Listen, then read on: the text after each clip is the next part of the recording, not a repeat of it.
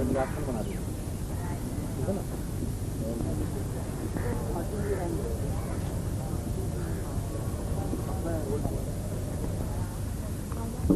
तो ये पोजीशन फिर वापिस उसी तरह से 8 बार 12 बार जितना आपके पास समय है उतना आपने करना है। अब आप सभी खड़े हो जाएंगे और खुले खुले थोड़ा खड़े हो जाएंगे।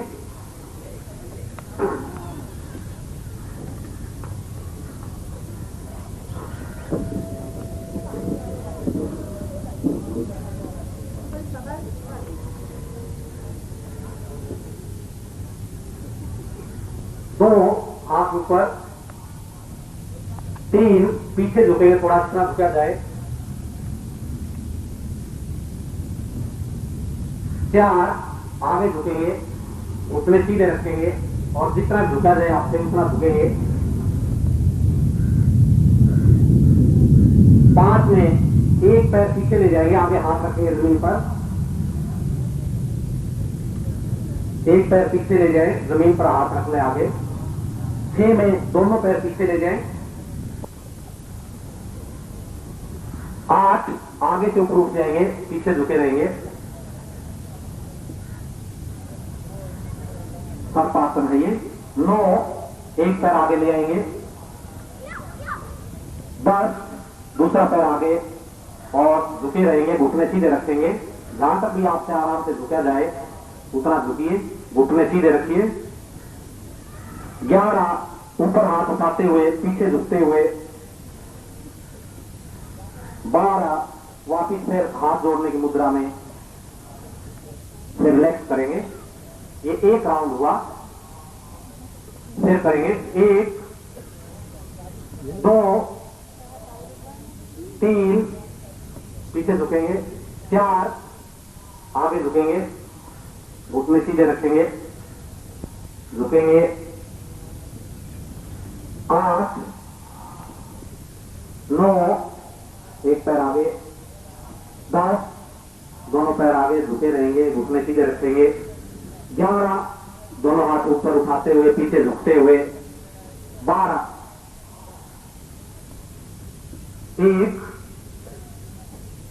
एक में हाथ जोड़ेंगे, 2 हाथ ऊपर, 3 पीछे झुकेंगे, 4 5 6 7 8 9 10 11 12 1 2 3 11 12 एक बार और करेंगे। 5 6 7 8 9 10 11 12 रिलैक्स करेंगे। आपका होने लग जाएगा। आप उसको बंद करना चाहेंगे तो बंद नहीं होगा, अपने आप होगा और अपने आप बड़े आनंद में और मस्ती में आप आ जाएंगे। तो उससे क्या फायदा अपना, क्योंकि हमारा प्राणों का संसार नाभि से है और जो सांस लेते हैं बहुत छोटा लेते हैं, बहुत थोड़ी दूर तक जाता है, पूरा सांस लंबा गहराई तक जाता ही नहीं है। ताकि हमारा पूरा सांस, पूरी प्राणवायु नाभि से टकरा के, उसके लिए भी ये प्राणायाम जरूरी है। तीसरा, हमारी जो छाती है, ये फेफड़े हैं, उसमें पूरी ऑक्सीजन हमें नहीं मिल पाती और ऑक्सीजन जितनी ब्लड में मिलेगी पूरी, उतना ही पूरा लाभ हमें अंदर मिलेगा। वो पूरा ताकि सारे फेफड़े साफ हो जाए, उसके लिए प्राणायाम जरूरी है, ताकि अंदर की शुद्धि हो जाए। तो इस हिस्से की शुद्धि करने के लिए भी ये प्राणायाम जरूरी है। और शरीर जितना अंदर से शुद्ध होता चला जाएगा, जितना मल इसके अंदर से निकलता चला जाएगा, उतना ही ध्यान और उतना ही साधना में अपने आप आगे बढ़ते जाएंगे। तो पहली पोजीशन इसमें प्राणायाम के अंदर है, हाथ सामने करेंगे और हाथ सामने करके आप पहले देख लें, उसके बाद आप शुरू करेंगे। हाथ सामने करेंगे, मुट्ठी खुली हुई है, उंगलियां, सांस अंदर भरेंगे, अंदर भरना है सांस को। और जब हाथ वापिस आएंगे, वापिस आते हुए झटके से मुट्ठी बंद करते हुए सांस को बाहर निकालेंगे। हाथ आगे है तो सांस अंदर भरना है और हाथ वापिस आएंगे तो झटके से सांस को बाहर निकालना है। कैसे आप देख रहे थे, पहले आहिस्ता करें और फिर स्पीड को बढ़ाते जाएं।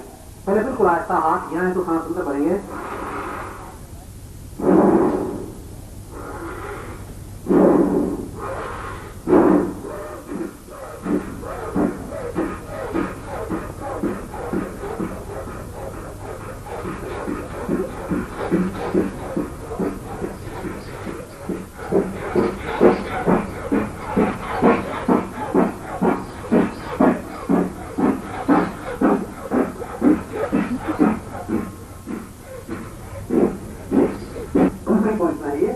पहले आहिस्ता शुरू करेंगे फिर तेजी से आप शुरू करेंगे। इतना भी तेजी से कर सकते हैं लेकिन जितना आराम से कर सकते हैं, फोर्स नहीं करना। जितनी आप में शक्ति है, चाहे 5 बार करिए चाहे 10 बार करिए।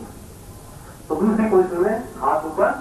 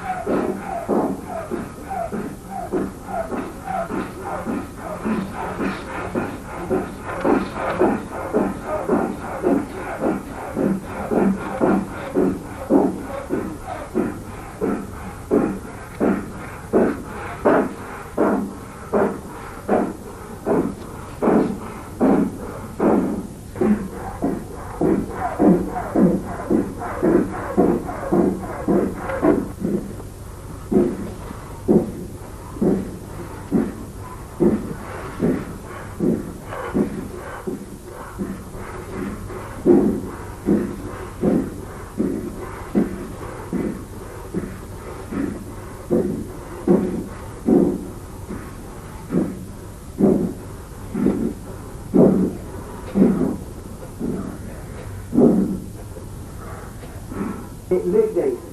और जो आप लेटेंगे प्राणायाम करने के बाद आपको बहुत दृश्य अंदर से दिखाई देने लग जाएंगे। आप हैरान होंगे कि मुझे क्या दिखाई दे रहा है, ये मैं कहां पहुंच गया। वो बड़ा आनंद आएगा। और उसमें करना कैसे, आपने यूं बैठ के आराम से और अंदर गुरु चिंतन करते हुए तेजी से सांस को अंदर बाहर लेना है। इस तरह से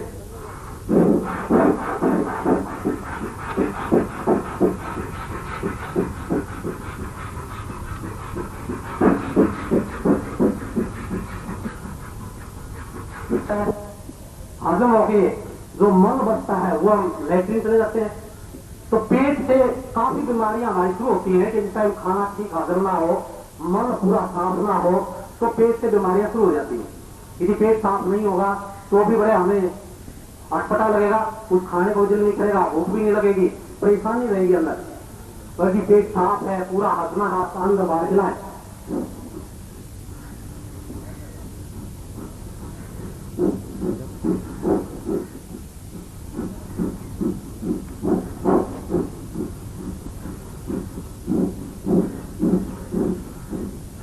जब अंदर बाहर खिलाए उसके बाद फिर सांस को बाहर निकाल दे। जैसे हम अंदर सांस को भरते हैं और अंदर रोक लेते हैं, इसी तरह से सांस को बाहर निकालकर बाहर ही रोकना है। आपको उसका अभ्यास अभी नहीं होगा, लेकिन उसका अभ्यास कैसे करना है वही मैं आपको बताऊंगा। तो सबसे पहले सांस को बाहर निकाल के बाहर रोके, जितनी देर भी रुके पूरा सांस को निकाल दें। ये पूरा सांस निकाल दिया। अब जब सांस पूरा निकाल दें उसके बाद पेट को अंदर खींचना है। अब पेट खींचने के 2 तरीके हैं। एक तो पेट को हम इस तरह सिकोड़ ले, ये एक लेवल हो गया, ये सिकोड़ लिया, सिकोड़ना नहीं है। दूसरा तरीका है इस पेट को अंदर ले गए ताकि ये हड्डियां बाहर की तरफ खुले। किस तरह से,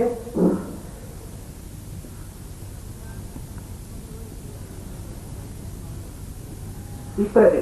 तो दूसरा तरीका ये इस तरह आपने करना है कि सांस को पूरा बाहर निकाल दें, पूरा बाहर निकालकर पेट को अंदर ले जाए और फिर जब दोनों पैरों के ऊपर इस हथेली से दबाव देकर मालिश करेंगे तो आपका पेट दाएं बाएं चलेगा। कैसे करना आपने देख लीजिए। पहले सबसे पहले उसी तरह से सांस को बाहर निकालना, सांस को बाहर रोकना, पेट को अंदर खींचना, थोड़ा सा झुककर दाएं बाएं मालिश करेंगे तो आपका पेट दाएं बाएं चलेगा। उसको कहते हैं दाएं बाएं नौली। और जब दोनों पर इकट्ठी मालिश करेंगे तो बीच की नौली।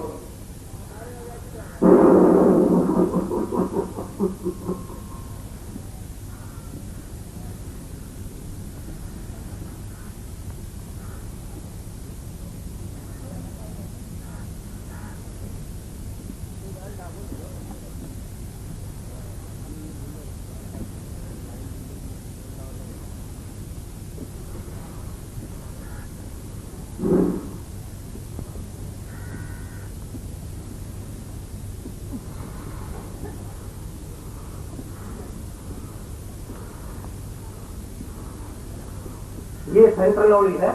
और जब इसका अभ्यास आपका पूरा हो जाएगा तो फिर पूरा पेट को चक्की की तरह घुमा सकते हैं, पूरा राउंड दाएं बाएं उस तरह से चल जाएगा। देख लें आप एक बार ये।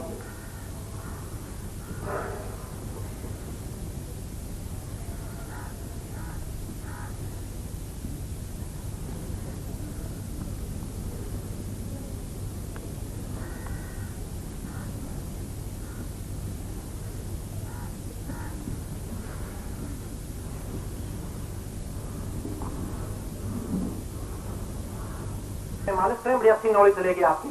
थोड़ा ना पीछे धोती को नीचे कर रहे हैं, थोड़ा ना पीछे 4 उंगल नीचे धोती होनी चाहिए। और कमीज को निकाल दें, कमीज को क्यों पहन रखे आपने, बनियान वगैरह निकाल देंगे जो बनियान पहने हुए हैं। या तो सब एक ही ड्रेस में है, उस शरीर को बाहर से आपको कोर्स ज्यादा है, समय कम है, अंदर लिया जाता है। बहुत आसान तरीका है कि आप दिन में सारा दिन आते हुए जाते पूरा कचरा उसमें बिखरा हुआ है, सफाई नहीं है, गंदगी उसमें फैली हुई है, तो कोई आके वहां नहीं बैठेगा। जो अच्छा आदमी होगा कोई वो दूर से देखकर वापिस ही चला जाएगा कि यहाँ तो गंद है, यहाँ में नहीं आता। लेकिन बुरा आदमी वहां छुप सकता है, क्योंकि वो क्यों छुपेगा कि अच्छा आदमी ढूंढने के लिए वहां आएगा नहीं, उसको सेफ जगह मिलेगी। तो इसलिए जहां गंदगी है वहां बुराई आ सकती है, बुरा आदमी आगे छुप सकता है, अच्छा आदमी आगे आ सकता है। उसी तरह से इस शरीर रूपी घर में हमारा अलग अलग रूप में मल है। इस गर्दन के ऊपर के हिस्से में, यहाँ गले में हम सांस लेते हैं, यहाँ बलगम है, मल है, बहुत है। और एक आदमी सोचता है कि मल मेरे अंदर है ही नहीं, लेकिन जब वो नेति क्रिया करता है तो बहुत सा बलगम अंदर से निकलता है, वो मल है। और मल यदि हमारे अंदर है तो उसमें अपना प्रभाव दिखाना ही है। यदि आंत में कब्जी है, मल अंदर जमा है, यदि खून के अंदर मल भरा हुआ है, यदि यहाँ मल जमा है, तो उस गंदगी ने, उस मल ने कुदरती अपना प्रभाव दिखाना है। हम अंदर जब करने की कोशिश करेंगे वो मल हमें वहां से हटाएगा। हम गुरु के चरणों में जाने की कोशिश करेंगे वो मल हमें नहीं जाने देगा। हम साधना करने के लिए बार बार अंदर से आवाज आएगी, वो मल हमें नहीं करने देगा। तो उसकी शुद्धि भी जरूरी है। और जब अलग अलग तरीके से इसकी शुद्धि करते हैं वो मल अंदर से निकल जाएगा, अपने आप ध्यान लगने लग जाएगा, अपने आप गुरु का चिंतन अंदर से शुरू हो जाएगा, अपने आप आज्ञा चक्र में गुरुदेव बैठे हुए दिखाई देने लग जाएंगे, अपने आप गुरुदेव से बातचीत होने लग जाएगी। तो इसकी सफाई करने के लिए ये एक नित्य क्रिया है। ये रबड़ की एक ट्यूब होती है इस तरह से, ये या सूत की, ज्यादा फायदा सूत की से है। सूत की बटी हुई रस्सी होती है ऐसी पतली, उससे करने से। अब करना कैसे है इसको सबसे पहले पानी में भिगोने में आ जाएगी। फिर गले के अंदर से ये इस हाथ की ये 2 उंगली गले के अंदर ले जाए और इसको पकड़ के बाहर की तरफ यूं कर दे, या एक उंगली अंदर ले जाए और एक उंगली से इसका चरा बाहर कर दे और फिर ऊपर से इसको अंदर करेंगे तो अपने आप बाहर करेंगे। क्योंकि सीधा सुराख है। यदि किसी के नाक में रुकावट है, मांस बढ़ा हुआ है, हड्डी बढ़ी हुई है, तो उसको थोड़ी सी परेशानी हो सकती है, या शुरू में जब करेंगे तो छींक आ सकती है, गुदगुदी अंदर थोड़ी हो सकती है, लेकिन उसकी कोई चिंता नहीं करनी। जब क्रिया करनी है तो करनी है। फिर दूसरा, ये जो विकार है, यदि किसी घर में नौकर पड़े हुए हो और माल्य को कोने में लगा रखा हो, माल्य का कहना ना चलता हो और नौकर मस्ती से खाते पीते हो, तो उस घर का क्या हाल होगा, बहुत बुरा हाल होगा, वो घर ठीक नहीं चलेगा। उसी तरह से जो आत्मा रूपी मालिक है वो तो एक तरफ उसकी तो संभाल ही नहीं है, और जो विकार है, काम क्रोध लोभ मोह है, वो छलांगे लगा लगा के शरीर का प्रयोग करने लगे हुए हैं। कभी कहता वो तू वहां कर, कभी कहता तू ये देख, कभी कहता तू ये सुन, वो अपने हिसाब से इसको लगाए हुए हैं। उन सब को हमें काबू में करना है, और ताकि असली मालिक सामने आ जाए, असली मालिक का हुक्म चलने लग जाए। और उसके लिए हमें आहिस्ता आहिस्ता उनको काबू करना पड़ेगा। यदि एकदम काबू करेंगे तो भी वो नहीं होंगे, तो भी एकदम वो रिवॉल्ट करेंगे, एकदम विरुद्ध हो जाएंगे और उनका कंट्रोल नहीं कर पाएंगे। प्रेम से आहिस्ता आहिस्ता थोड़ा थोड़ा उनका खाना पीना बंद करके इन क्रियाओं के द्वारा। और दूसरा, इस क्रिया से ये सफाई तो होगी ही। हमारे जो विकार है, ये काम क्रोध लोभ मोह अहम, वो स्वतः कंट्रोल होने लग जाएंगे सिर्फ इस एक क्रिया से। इसको रेगुलर सुबह आप करते रहिए और अपने आप वो सारे कंट्रोल होते जाएंगे। कोई आपको ज्यादा जोर देने की आवश्यकता नहीं है, लेकिन करना इसको जरूर पड़ेगा रोज अपने आप। और सबसे ज्यादा इसका जरूरी, हमारे शरीर में 72,000 नाड़ियां हैं, उन 72,000 में 3 मुख्य हैं, ईड़ा, पिंगला, सुषुम्ना। ईड़ा है जो कि इधर बाईं तरफ आती है, पिंगला नाड़ी दाईं तरफ है। जब दोनों हाथ एकदम खुले हुए हैं, जब दाया कभी ये गुजरती है, कभी बायां नाक चलता है, कभी दायां नाक चलता है, तो उससे कभी गर्म होता है शरीर, कभी ठंडा होता है, ताकि बैलेंस बना रहे शरीर का, वो अपने आप चलती रहती है। लेकिन क्योंकि हम लोगों का ध्यान नहीं है, हमारा चिंतन कर नहीं है, हमारा अंदर की तरफ ध्यान ही नहीं है, तो इसलिए पूरा लाभ उसका हमें मिल नहीं पा रहा। तो ये इतनी जरूरी क्रिया है जिसको आप करेंगे तो आप इसका पता लग पाएगा। चश्मे लगे वही उतर जाएंगे इस एक क्रिया से। ये दिमाग कमजोर है, बुद्धि कमजोर है, इस एक क्रिया से तेज हो जाएगी, ज्यादा समझ जाएगी। तो सभी इसको बच्चे से लेके बड़े तक सभी कर सकते हैं, कोई मुश्किल नहीं है। ये गले में आ गई, अब एक उंगली से इसको गले से बाहर की तरफ करना है।